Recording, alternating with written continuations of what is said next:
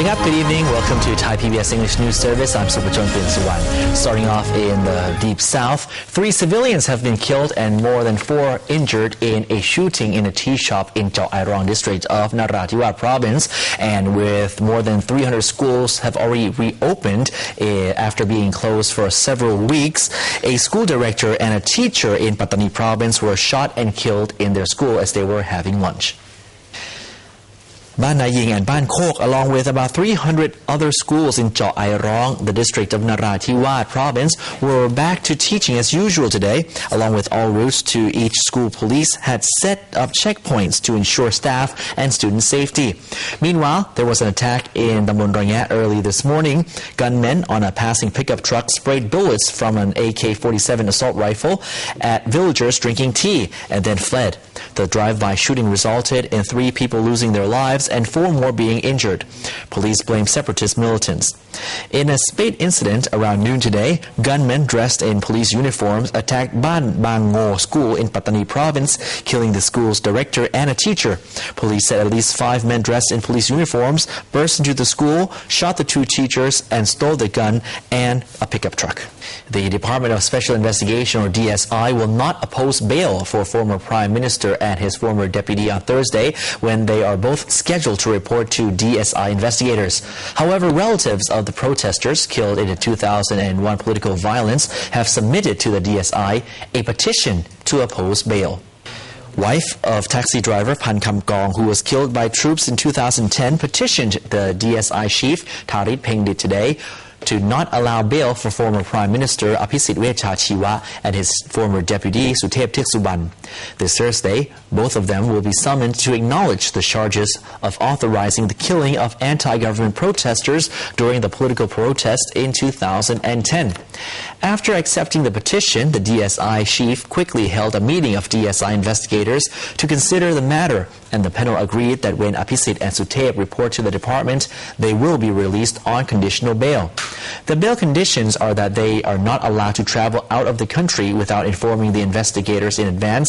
They must not tamper with evidence or witnesses. They must not cause any disturbance, and they must cooperate fully with investigators. Meanwhile, speaking at the BBC, Aphisit said that his government had tried to negotiate with the protesters and they wouldn't accept any of the deals they were offered.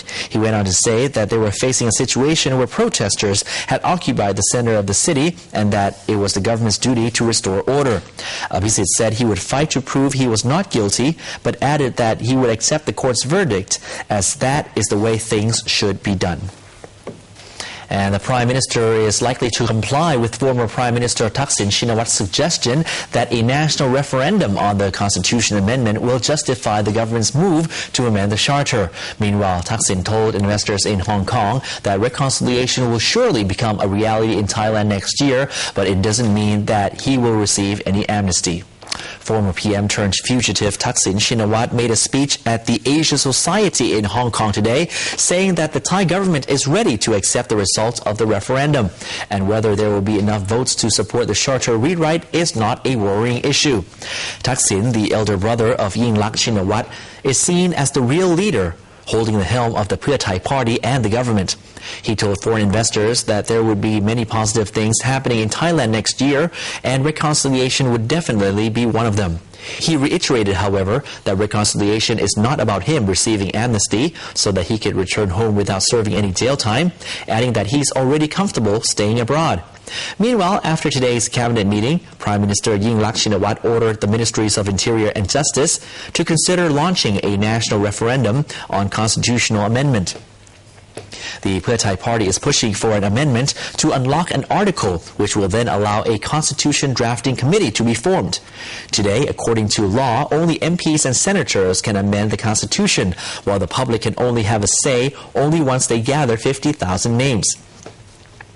One interesting fact is that Deputy Prime Minister Chalerm Yubumrum, who has always said amending the charter will likely create a new round of anti-government uproar, called in sick today, which might be seen as a sign that not everyone in the government agrees with the Prime Minister's move. The minister to the PM's office insists that Thaksin Shinawatra had every right to speak on national TV on Sunday night as long as he does not affect national security.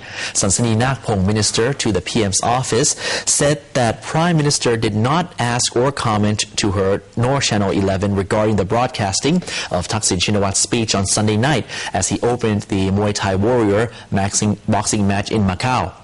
The minister added that any Thai, even Thais who are convicts, have the right to freedom of speech as long as it does not damage national security or offend anyone, since every Thai lives under the same law.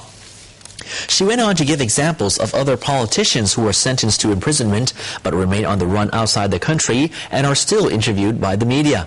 However, Ong-Aat Klam-Phaiboon, also a former minister attached to the PM's office, said it is impossible that MBT executives did not know of Thaksin's speech Sunday night. He said that the state media should benefit the public and not become a platform for convicts to defend themselves. He added that the Public Relations Department, or PRD, must take responsibility. Meanwhile, Senator Prasan Marukapitak, as member of the Human Rights and Consumer Protections Committee, says he will launch a full investigation into the minister, top officials of the Public Relations Department, and the NBT, as he sees it as unethical behavior and may even be in breach of broadcasting regulations. A number of chief executives have predicted that Thailand's economy will grow by 4.5 to 5% in the first half of next year. They also believe that employment and overtime work hours will increase due to a labor shortage. According to a recent survey of 81 chief executives of large companies, most of them predicted that Thailand's economy will grow by 4.5 to 5%, despite the current and prolonged global economic fluctuations. Pensi Sisan, director of the Thai Listed Companies Association, noted that during the first 6 months next year, the employment rate and overtime working hours are likely to increase due to lack of workers. Some companies have already planned investment in the ASEAN region and are ready to cope with future problems as they arise. Meanwhile, the domestic consumer product, IT financial sectors are forecast to grow. A notable exception, however, is the agro industry, which won't be able to compete on price due to the government's intervention. According to the survey, most chief executives remain concerned about domestic political instability and its effects on businesses next year. Committee members from 5 regions are urging the FTI, or Federation of Thai Industries, to hold a meeting on December the 24th to end the internal dispute by selecting a new chairman. They also said that Payungsak Chatsudipon should resign after Santi Wilasakdanon had quit, as the other chairman had ignored the FTI's members' problems. In the FTI special meeting today, committee members from 5 regions agreed to select a new chairman in order to end the internal conflict at a general meeting on December 24th. They would like Payungsak Chatsudipon, the current chairman, to quit and select a new chairman as the best solution. Thanit Sorat, FTI vice chairman, said that they would continue with the meeting whether Payungsak joins the meeting or not. At the moment, he is trying to negotiate with Payungsak and is seeking a middleman to help end the conflict. There is currently significant interest in U.S.-China trade relations and their subsequent impact on Thailand. Earlier, Dr. Rungtip Chonapalai talked to Pornsin Pacharin Tanakul, Vice Chairman of the Thai Chamber of Commerce, who pointed out that Thailand has to come up with a strategic plan. Here's more. These 5 years or year after this, the pricing policy have to be discussed, sure. Okay. And if we can agree, we agree. If we cannot, then we can use other terms like compulsory licensing. This is another agreement that we have under the WTO. Then we can also use it, and then we can also import cheap medicine and so on. Negotiation is negotiation, but we have to do parallel. One is negotiating, one is remedies. We have to do parallel. Yeah, okay, right. But then also the China, yes. Right? China has keen interest in this area, and also especially Thailand, right? So you think that in terms of trade relations, Thailand and China, are we doing okay? I mean, among other countries in ASEAN. Among ASEAN countries, we are one of the top tier, having business with China, export, import, and even investment. I think we have a big capital investment in Thailand compared with Singapore or Malaysia. It's number 1, 2, 3. So in the future, we will having more. Then I think the agreement that we have with China now under ASEAN will be continue to implement it in a more wider scope, because this ASEAN and China agreement is not 100% finalized yet. We have a lot. What stage are we?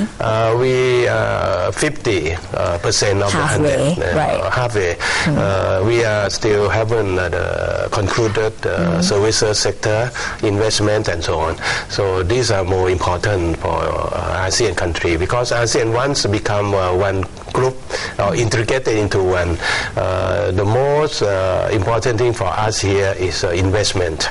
It's not really a trade. Trade will be a second priority. If we can use or utilize this area to invite to bring more foreign investors to the region and to Thailand. From China or from European country, this area will be a lot of improve in economics. The United Nations Office for Disaster Risk Reduction, or UNISDR, has reported that natural disasters have cost $15.1 billion in damage in Asia. So far this year, floods were the most frequent type of disaster in Asia, representing as much as 44% of economic losses and the highest human costs. Jerry Velasquez, head of the UNISDR Asia Pacific, said there is an increasing trend of floods and storms in the region as both land use and urban development also increases. Therefore, he said disasters tend to cause a lot of more damage regarding the number of casualties and total economic loss. He emphasized that all countries in the region should be worried and invest more in preventive measures before disasters strike. The relative reduction in the number of disasters in the region so far this year is not a cause of complacency. The risk is growing fast, then wealth is being created at the same time as economic losses increase. The National Federation of Community Radio has held a seminar called A Decade of Community Radio to discuss its roles, problems, and solutions over the past 10 years. The issue of temporary radio licenses is the most urgent issue, and the participants at the seminar urged the National Broadcasting Telecommunications Commission, or NBTC, to solve the problem immediately. Earlier today, representatives of community radio networks nationwide joined a seminar organized by the National Federation of Community Radio to discuss their role and the problems experienced over the past 10 years. They urged the NBTC to start tackling the problems diligently and immediately, especially the problems related to the issuing of temporary licenses to community radio operators. Vishan Unok, Secretary General of the National Federation of Community Radio, said that because there aren't any measures to check the content broadcast via community radio stations across the country, it has sometimes been used to benefit individuals more than the public, especially in the areas of for political sedition and business. Josh Pashley, a director of the Heinrich Böll Stiftung organization, which has provided financial aid to community radio in Thailand, said that the temporary radio licenses should be the priority for community radio operators.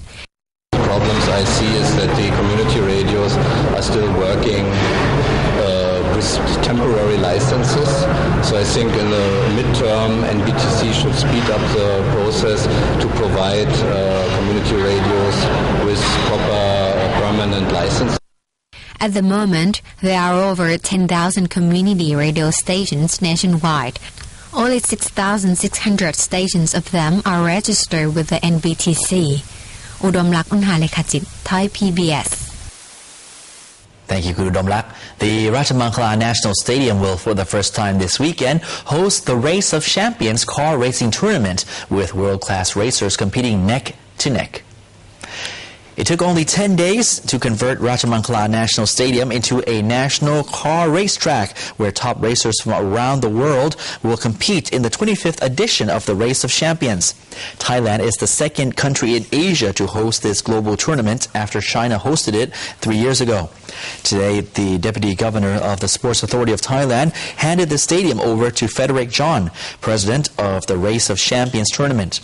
The Deputy Governor says this is a good start for Thailand's racing racing ambitions because 2 years from now, Thailand will host an international Formula One racing competition. From December 14th to the 16th, top drivers from around the world, like Michael Schumacher and Sebastian Vettel, will draw racing fans from around the world to this tournament. And that wraps up tonight's edition of Thai PBS English News Service. I'm Supachong Klin Sawan, wishing you all a very pleasant evening. Sawadee krap.